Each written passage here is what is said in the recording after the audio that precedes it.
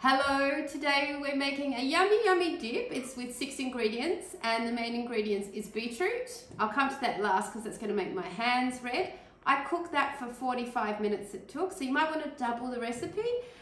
We've got a half cup of almonds, and we're going to have a third of a teaspoon of ground cumin and a full teaspoon of garlic powder. Let's put the lids on those and get them away so I know I've used those ingredients. Just put them there for the moment. A quarter of a cup of mint, and I'll put them in a minute. Our lovely salt, you need salt, so 3/4 of a teaspoon of salt, and then I'm going to do the messy job of taking the skin off the beetroot, and my hands are gonna look red. And then we'll just cut that up a bit smaller to be kind to the machine. Got my lovely sharp knife here. Give that a cut just a few times. You can do this in a food processor. If you did it in the food processor, you would process the nuts first. But in a blender, we can put it all in together.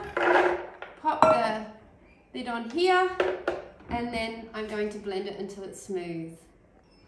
So it's lovely and blended, and I actually think 3/4 of a teaspoon of salt was a bit much. So if you've got high blood pressure, only half a teaspoon. If you like salt, 3/4 of a teaspoon of salt is great.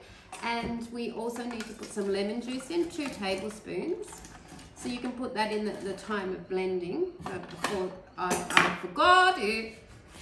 So just do some more lemon. Whoops.